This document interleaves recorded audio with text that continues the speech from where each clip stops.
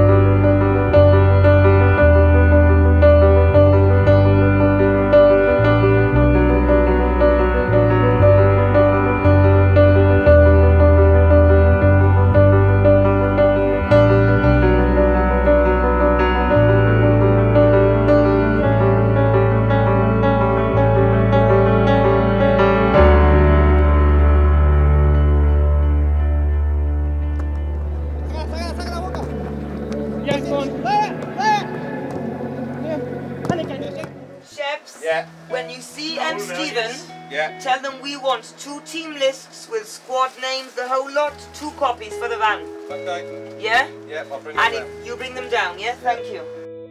Scanning the team lists, I was instantly overwhelmed at the significance of my forthcoming trip to Malta.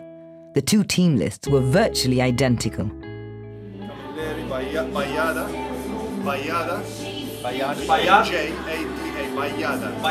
The J is a Y.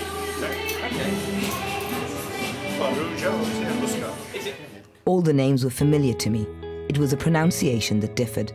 And it was here that Franco Cassar proved most helpful. Franco's a familiar face in Gibraltar and is often described as the Maltese ambassador. Thank you very much, Franco. I shall see you later. Can I make a clean one then? Yeah, you can. Enjoy. I hope we don't thrash you too badly.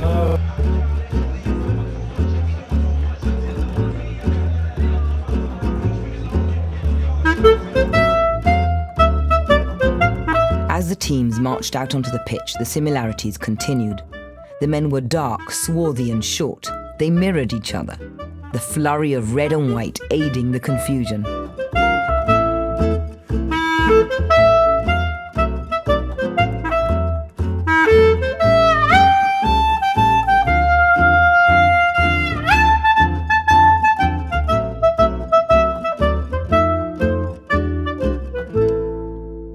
Franco, first I'd like to say thank you for taking some time out from the match. It's a pleasure. Are you the only Malta supporter here? I suspect I am, so whatever happens today, I'm going to love. Wearing a very discreet little flag with I've got two. With a Gibraltar badge. I thought I'd better go. That's been added on since I saw you last. But let's be clear, I support Gibraltar unless Malta are playing. There's many, many similarities. I've said this many times before. There's similarities in the way people speak and the way the people act, the way they congregate around the family, how you treat kids.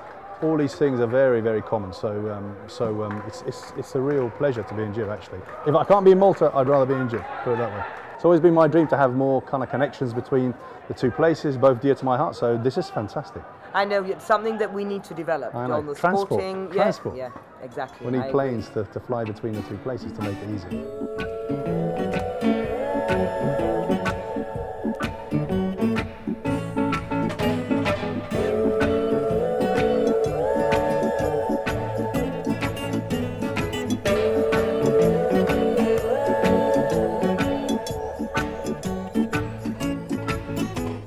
It seemed fitting that upon my arrival in Malta, I should meet with Leo, Franco's cousin.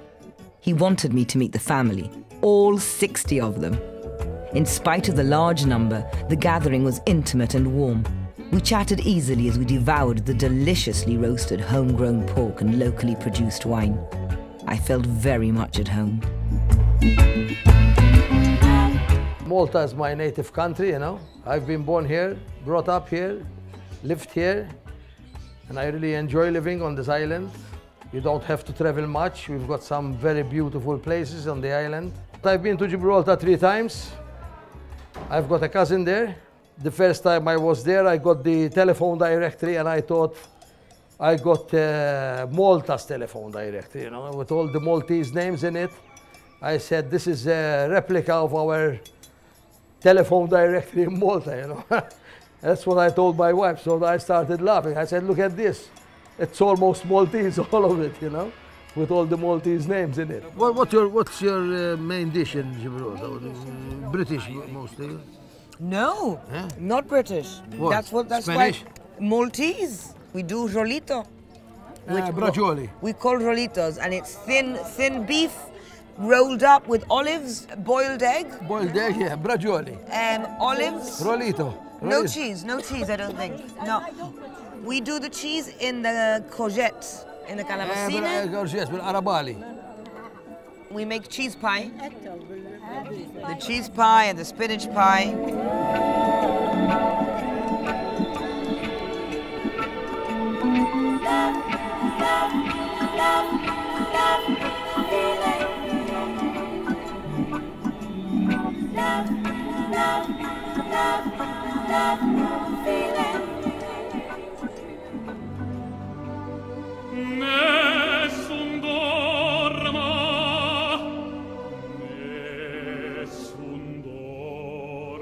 I was desperate to explore Malta, and the first way I planned to do so was by sea.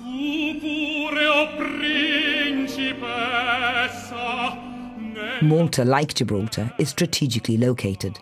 It stands guard at the entrance of Eastern Europe, having made it fiercely sought after.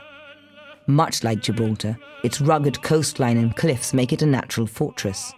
Yet it is far bigger than our rock, and Malta is in fact one of 3 islands. This is Comino, the smallest of the 3 Maltese islands. It's a little bit larger than Gibraltar, and it has the grand total of 4 inhabitants. It's famous for the Blue Lagoon.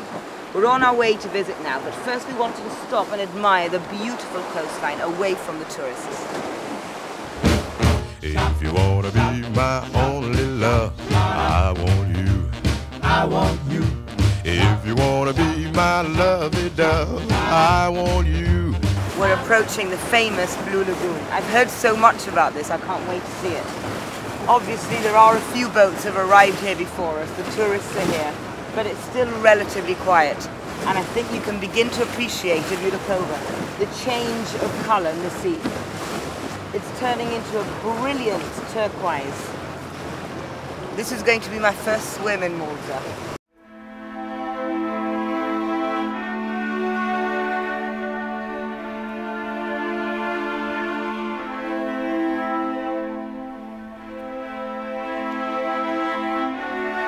The strikingly blue, crystal clear water did not disappoint.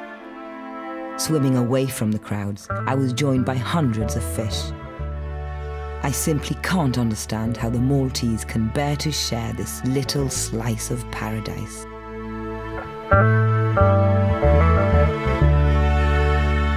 My father was a fisherman, and I was still young, used to go miles away and for days. My father used to go for tuna, swordfish, and the mahi-mahi. In Maltese we call it lampuka. Season starts from August till November, and there's something inside me. Without the sea, it's not alive for me. Wherever I go on holidays, I want to see the sea. The sea is of great significance to the Maltese. It protects them, feeds them. It's their pastime, their passion. It's in their blood, as Anthony Borge explained. This natural arch in the cliffs behind me is known as the Zero Window. It is a spectacular result of a combination between the sea and the geology here in Gozo, and is one of the most breathtaking Gozotan sites. You also get the crazy lot out there who try and jump off the Azure window. I'm quite happy watching it from down here though. Are you going to jump? It would make a great photo.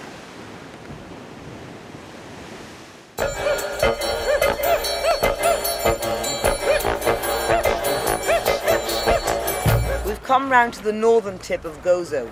It's been quite choppy on the way. You wouldn't think so. It might be a bit deceiving. I'm not quite sure whether you can actually grasp the choppiness. It's a place in which it's open sea right behind, so the waves smash up against the flatness of the rock and they reverberate and bounce back.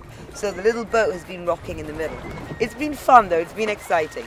Behind me is San Blas Valley and San Blas Bay, and there you can see something typical to Gozo, which are the red sands on the beaches. Now the story goes that St. Paul was shipwrecked here. There's a reef underneath the sea here. His ship got caught up in it and he got stuck here. He was taken ashore and he stayed here for a while. Now this was a very significant time for Malta because St. Paul converted the island to Christianity. As we know, they are fervent Catholics with strong beliefs which are still present today. St. Paul must have been quite a man.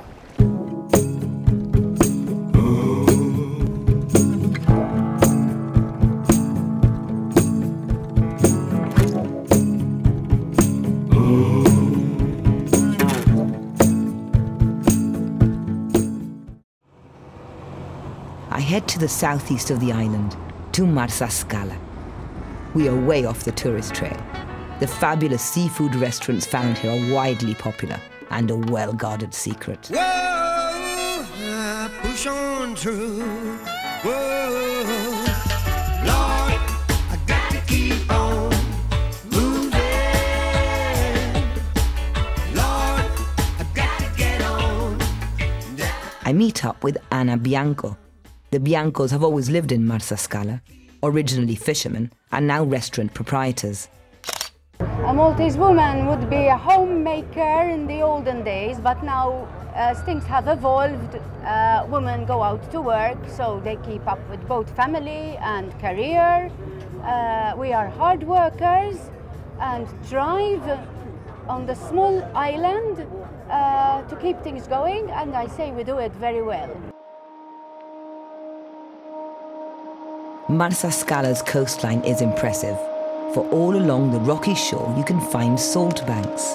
Now Marsa Scala is traditionally a Genoese fishing village, originally. Yes, my husband's family were local fishermen before the war, and a few fishermen families are left.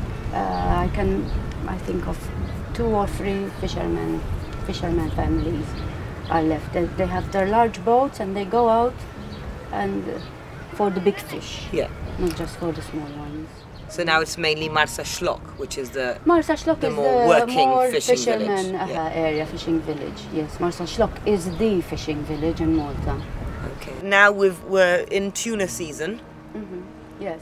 But coming up, there's a season for a more traditional, the lampuki. Yes. Tuna is very much liked by the Maltese. They love to buy it, especially even for barbecues now. Yes. They use it as a steak fish.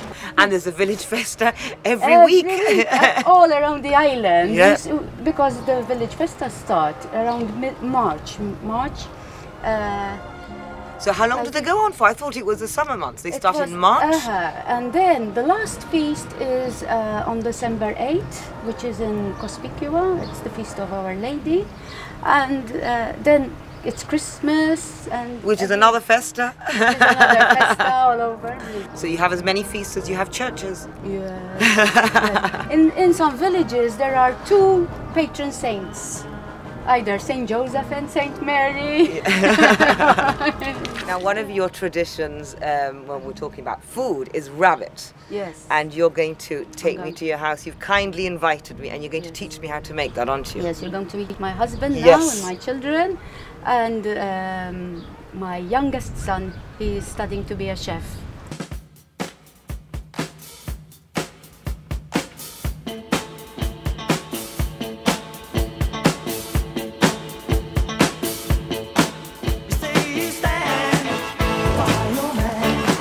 Today we're going to cook rabbit the Maltese way. Paul, thank you for inviting me into your home. Yes.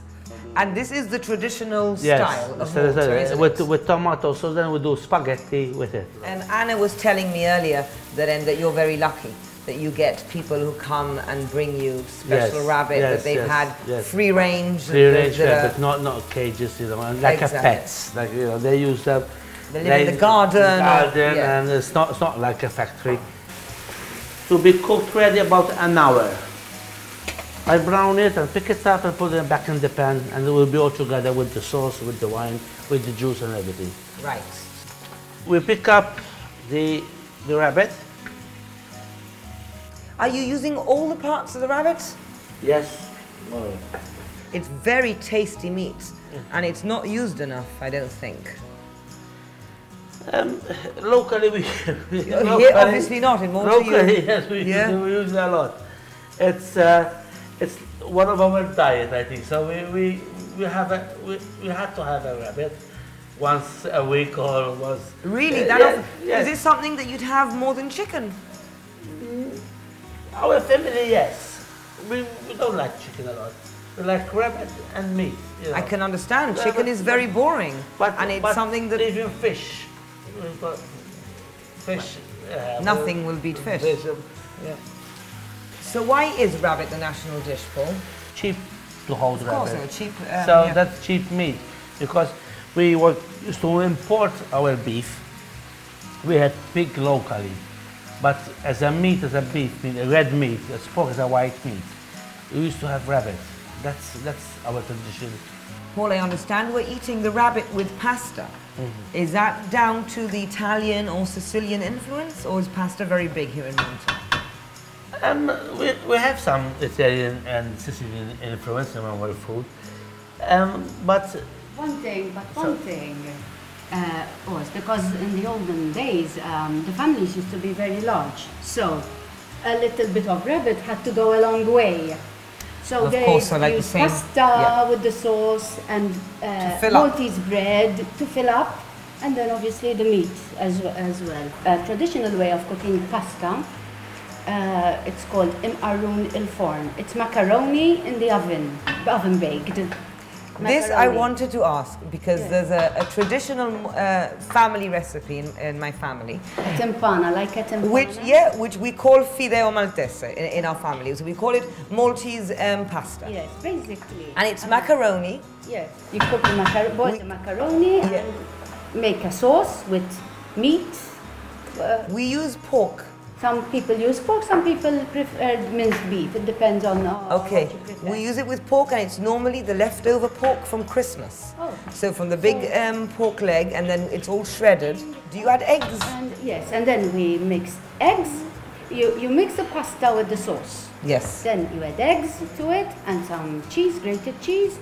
Some people even enclose it in a casing of pastry. That's got to be very filling. Then I would put the potatoes on it, put some more puree, some juice. No, carrots has been there already. Yeah, and some stock of the juice. This stock is very, very special. Yeah. I really can't stress enough, because unfortunately you can't smell this. It smells incredible as it is, but there's a stock which Paul has shown me which takes 48 hours to prepare.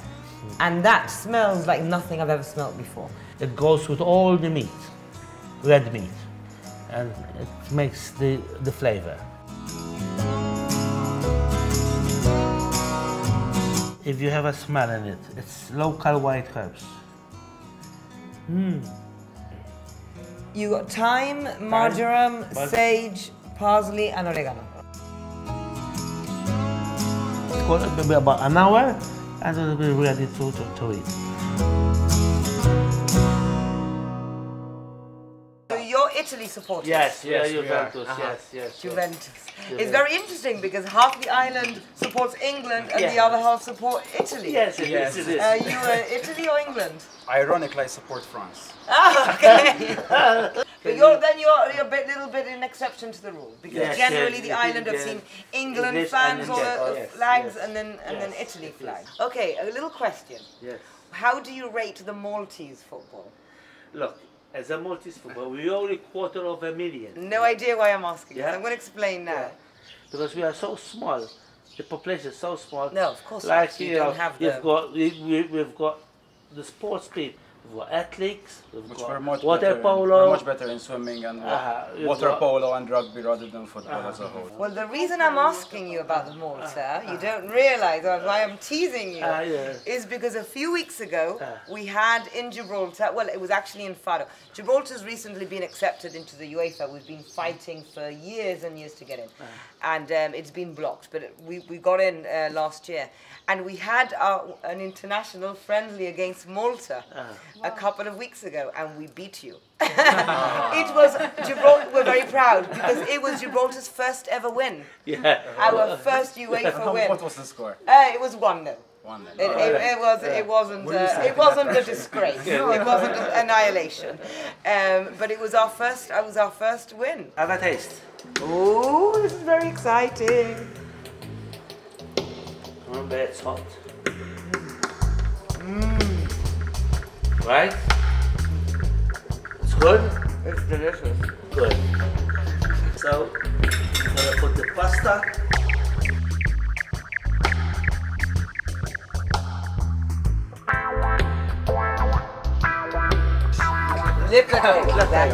Thank you very much for inviting me into your home.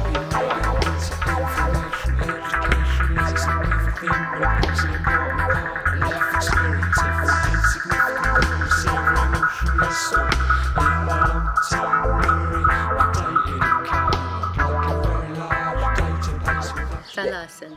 If you say the honey rings. The honey it's, rings, yeah, I think that's going to be easy. I think, And is this the type of thing you can buy in a shop or again from a festa? But no, not from the festas, from the shops. When discovering new places, it's essential to learn as much as possible from the locals. Without this inside information, the true essence of a country can be missed. Oh, so the temples and the Blue Grotto the same day? Yes, I think it will be easy to combine, so you won't have to come over to this area another time. Yeah. Write it down. Ramla il Hamra, so you'll know. Ramla Il-I-L Hamra. H-A-M-R-A. Okay. Malta is a deeply religious country. You could visit a different church on each day of the year and still not see them all.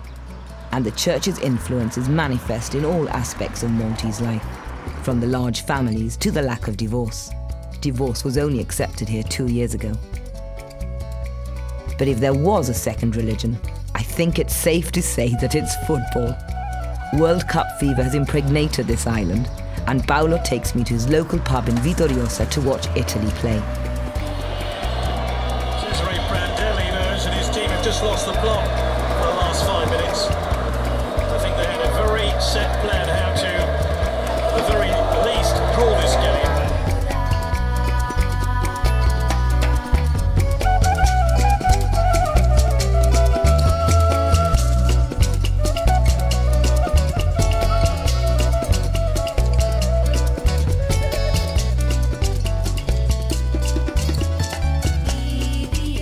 The result may not have been what Paolo had wished for, but my first day in Malta did not disappoint.